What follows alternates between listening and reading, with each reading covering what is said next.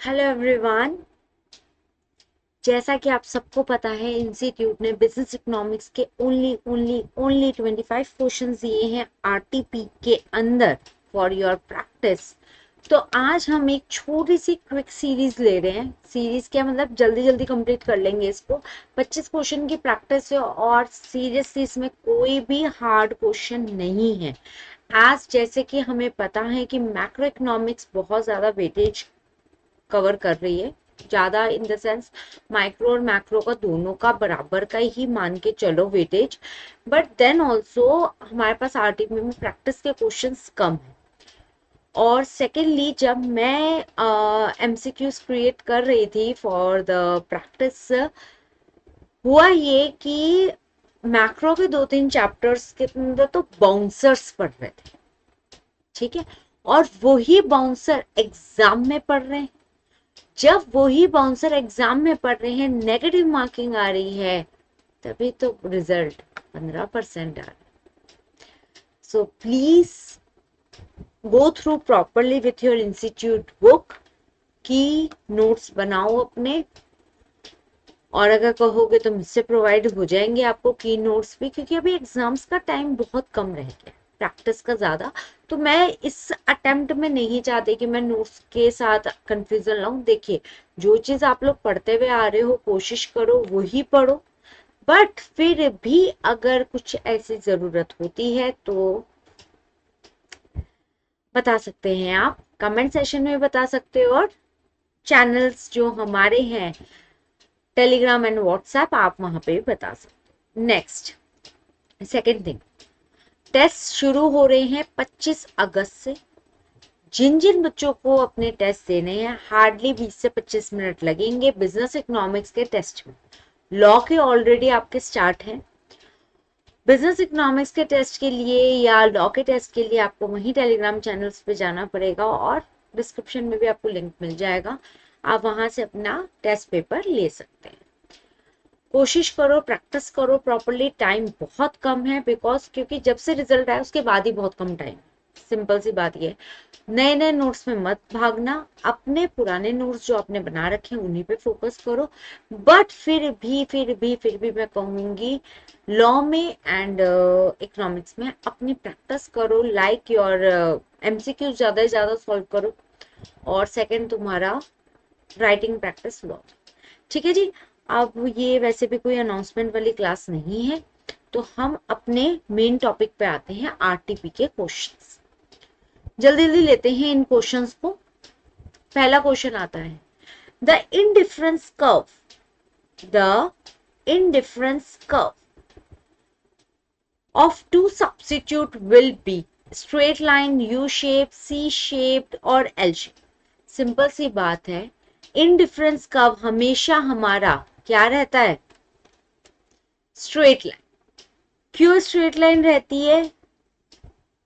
किसी को ध्यान है?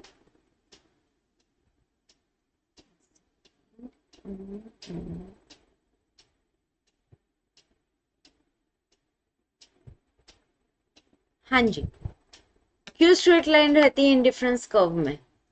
Because there is a no difference, क्योंकि दो सब्सिट्यूट है और उनको हम क्या कर सकते हैं, नहीं समझ सकते कि इसकी जरूरत उसकी, दोनों की अपनी जगह वैल्यूएशन रहती है।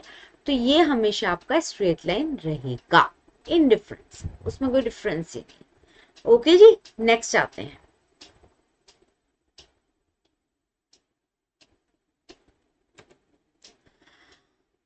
विच is not the external cause of business cycle? कौन सा नहीं होता? Post war reconstruction, obviously it's an external cause. Technology shocks भी है, पॉपुलेशन ग्रोथ भी है, मनी सप्लाई आपकी नहीं है। तो करेक्ट आंसर क्या होगा आपका इसमें? हाँ, फिर गलत ले जाओगे कि मैम ये सारे राइट है वो रॉन्ग है। हाँ जी, right answer is money supply. मैं कह तो रही हूँ, बहुत इजी इजी क्वेश्चन दिए हैं इंस्टीट्यूट ने आपको। Under which market form the demand curve is steeper as compare to the monopolistic competition? Simple सी बात है, कब आपका डिमांड कर्व स्टीपर होता है? सिर्फ और सिर्फ मोनोपोली, क्योंकि वहां पे सिर्फ एक ही सप्लायर अपनी मोनोपोली, अपने ही प्रोडक्ट की डिमांड से, क्योंकि उसका कोई कॉम्पिटिटर नहीं होता, वो हमेशा प्रॉफिट गेन करता है। Next, marginal product is the slope of, किसका स्लोप है? ये थोड़ा सा, ये वाला मैं मानती हूँ क्वेश्चन नंबर 4 हल्का सा कंफ्यूजिंग क्रिएट कर सकता है। इसका आंसर होता है टोटल प्रोडक्ट कर्व। जब तक आपका टोटल प्रोडक्ट कर्व नहीं होगा, आप मार्जिनल प्रोडक्ट नहीं कैलकुलेट कर सकते। अपॉर्चुनिटी कॉस्ट, अपॉर्चुनिटी कॉस्ट क्या होती है? जब हमारे पास दो गुड्स हैं, उसमें से हमको ये समझना हो कि अगर हम पहला चूज कर रहे हैं तो दूसरे को लॉस करने का क्या क्या हमको सैक्रिफाइस करना है, that is our opportunity cost. So the quality of other goods sacrifice to get another unit of that. ठीक है, एक को खत्म कर रहे हैं तो और दूसरे को नहीं ले रहे हैं और एक को ले रहे हैं, तो जिसको छोड़ रहे हैं उसकी कॉस्ट आपको डिटरमाइन करनी होती है। नेक्स्ट आते हैं, under which market form price discrimination can not persist, किसमें नहीं परसिस्ट करी जाती? क्या? प्राइस डिस्क्रिमिनेशन ओलिगोपोली में होती है, मोनोपोलिस्टिक में भी होती है, मोनोपोली में भी होती है। परफेक्ट कंपटीशन जहां पे होगा वहां पे प्राइस डिस्क्रिमिनेशन कैलकुलेट करना नेक्स्ट टू इम्पॉसिबल होता है। Certain benefits as industry gets when it expands its scale of production, ये भी आपका माइक्रो का ही है। Scale of production is known as internal economics, diseconomics, external economics and profit. Internal economics, slope of production जब आपका expand हो रहा है किस में होगा? इसी में होता है। आइए जी, suppose we are drawing a supply curve of a farmer, which of the following will be held constant. Supply curve हम बना रहे फार्मर का, उस टाइम पे हमें किस चीज को कांस्टेंट मानना पड़ेगा? प्राइस इनपुट नहीं मान सकते, क्योंकि प्राइस जब तक उसका इनपुट नहीं पता चलेगा तो आउटपुट कैसे कैलकुलेट करोगे? वेदर कंडीशन हमेशा सप्लाई और डिमांड पे अफेक्ट करती है। टेक्नोलॉजी भी, हार्वेस्टिंग किस तरीके से फार्मर कर रहा है पड़ती है। बस price of the commodity under consideration, इसको हम कांस्टेंट करके चल सकते हैं। Next, the substitution effect will be stronger when, कब substitution effect ज्यादा stronger रहता है? मैम ऑल ऑफ दिस आ रहा है तो ये तो हमेशा हमारा पैट रहता है कि जब भी एमसीक्यू में ऑल ऑफ दिस आए तो उसको क्लिक कर दो, बट करेक्ट आंसर इज नहीं, ऐसा नहीं होता, आपके पास होना चाहिए। ऑब्वियस ही बात है, कब सब्स्टिट्यूशन इफेक्ट स्ट्रॉन्गर होगा? क्लोज सब्स्टिट्यूट होगा बहुत ज्यादा। ठीक है, there is a lower cost of switching to the substitutes, like suppose बारिश हो रही है, घर में कॉफी नहीं है, चाय है, पर अदरक भी नहीं है। समझ, घर के एग्जांपल से बात समझ, क्या है? अदरक नहीं है पर चाय तो बन सकती है, कॉफी भी नहीं है। लोअर कॉस्ट है सब्स्टिट्यूट गुड्स को कवर करने का। Inconvenience while switching to the substitute good बहुत कम है। ऑब्वियसली बात है, बारिश हो रही है यार, कुछ ना कुछ तो गर्म पियेंगे, गर्म पानी भी पी सकते हैं हम। तो जो आपके दो सब्स्टिट्यूट गुड्स में सब्स्टिट्यूशन इफेक्ट अगर सबसे ज्यादा कब होता है? ये तीनों सिचुएशन में होता है। So this is all of this. Globalisation indicate rapid dash between the countries. A very easy answer, that is the integration. तभी तो ग्लोबलाइजेशन होता है। ग्लोबलाइजेशन यानी कि कांस्टेंट चेंजेस, आप नई चीजों को क्या कर रहे हो? अडेप्ट कर रहे हो। So it's a integration between the countries. Next, अब ये आपके मैक्रो के शुरू हो गए। आइए जी, in order to influence spending on the goods and services in the short run, dash is directed or directly influence interest rate. देखो simple सी बात है, जब आप स्पेंड कर रहे हो ज्यादा से ज्यादा शॉर्ट रन में। तो फिजिकल पॉलिसी नहीं हो सकता, बजटरी के अंदर भी आप कैलकुलेशन रखते हो, it's should be the monetary policy. Next, the law of consumer supplies based, ये वापस से आपको माइक्रो में ले गया है। Law of consumer supply surplus किस पे जाता है, डिमिनिशिंग द मार्जिनल यूटिलिटी। ये बहुत इजी है। बिजनेस साइकिल के 4 फेज क्या हैं? सबसे पहले हम ये मान के चल रहे हैं, हम ये पीक सिचुएशन, नीचे आया रिसेशन, धीरे धीरे फिर एक बिल्कुल जीरो लेवल आ गया, फिर रिकवरी होनी शुरू हो गई, रिकवरी धीरे धीरे धीरे धीरे फिर पीक पे ले जाती है, फिर रिसेशन आता है, फिर एक बहुत वर्स्ट टाइम पीरियड आता है और उसके बाद रिकवरी होनी शुरू हो जाती है। It's a business cycle as well as your life cycle. चलिए जी, नेक्स्ट आते हैं, information technology bubble burst of 2000 is an example of, किसका एग्जाम्पल होगा, किससे बिजनेस साइकिल, ये तो डायरेक्टली दिया हुआ है बुक में भी। The difference between gross domestic investment and net domestic investment is equals to GDI and NDI, किसका इक्वल माना जाएगा, ग्रॉस भी है नेट भी है, तो सीधा सीधा आंसर होगा difference of GDP and NDP.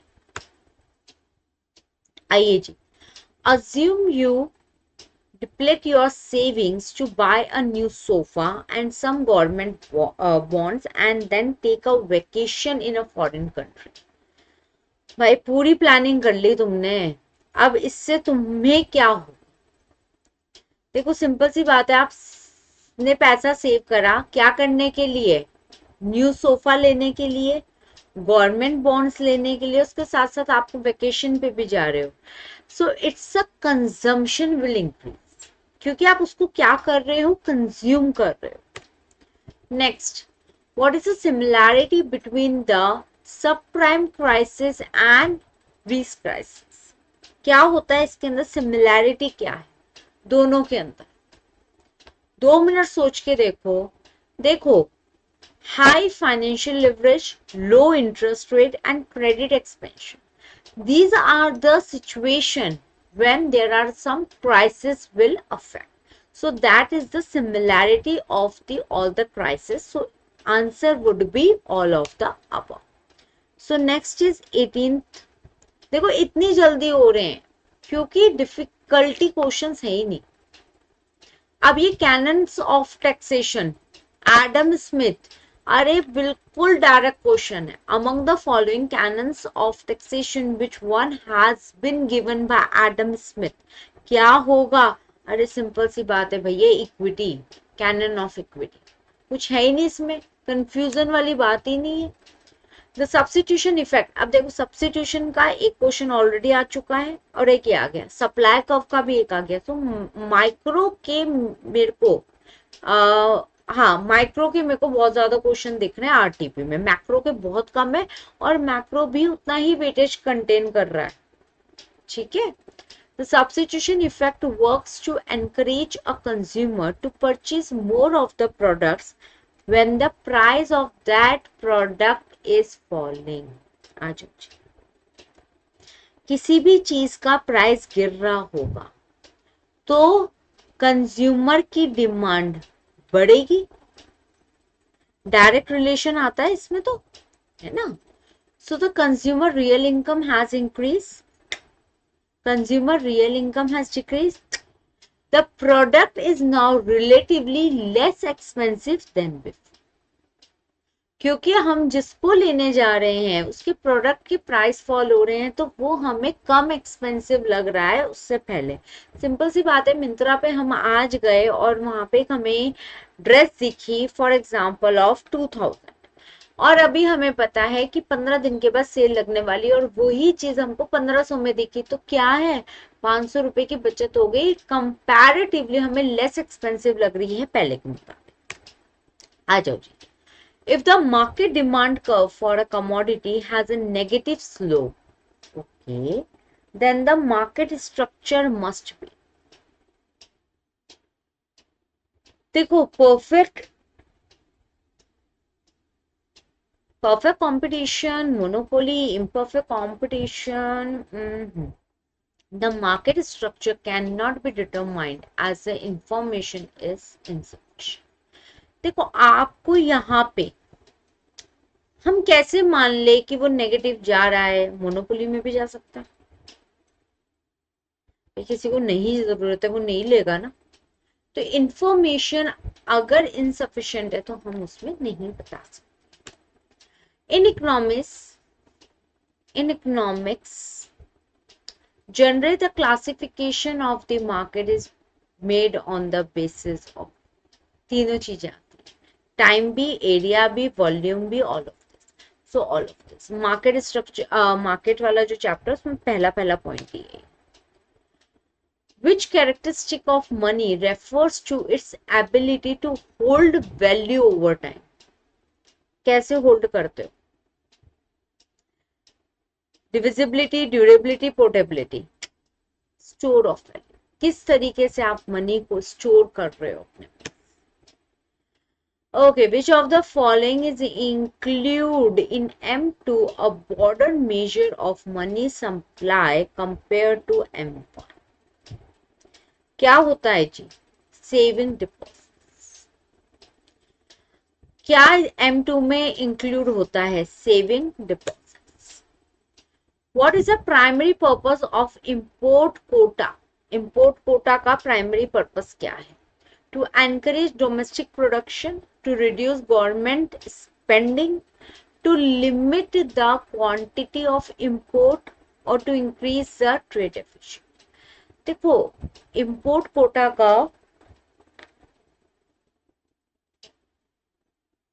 limit the quantity of imports.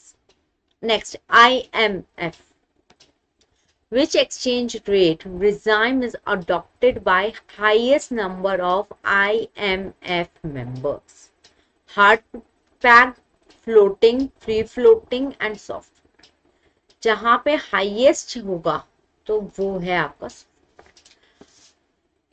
Basic general questions given by ICAI in the RTP of September 20। इस टाइप के क्वेश्चन से आप इकोनॉमिक्स का पेपर नहीं झेल सकते।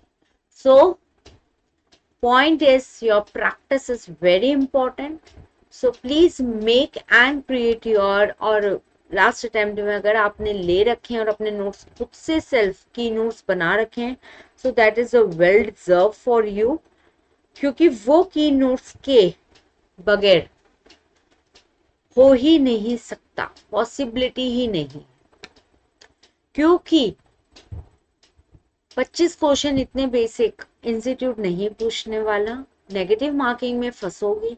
तो अपनी प्रैक्टिस करो, try to solve max to max question of the economics, so you can reduce the negative marking criteria for that. ठीक है, 25 क्वेश्चन करने में 18-19 मिनट की वीडियो बन चुकी है, तो मुश्किल से मुश्किल 15 मिनट लगे होंगे, क्योंकि मैंने 3-4 मिनट पहले बोला होगा और 2-4 मिनट अभी बोल रही हूँ। सो ये क्वेश्चन से एग्जाम को नहीं फेस कर सकते हम इकोनॉमिक्स के। सो प्लीज अपनी प्रैक्टिस बढ़ाते जाओ, मैक्सिमम क्वेश्चन सॉल्व करो और कम से कम टाइम में करने की कोशिश करो। ठीक है, वीडियो अच्छी लगी हो like share subscribe and comment your feedback. ठीक है, वीडियो में अपना जो कमेंट सेशन है उसमें अपना जरूर फीडबैक दीजिएगा। एंड अपकमिंग कोई भी आपको पर्टिकुलर लग रहा है कि हाँ मैम इतने कम टाइम में आप ये चीज ले आओ तो थोड़ी हेल्प हो जाएगी, so please let me know. Okay bye, take care.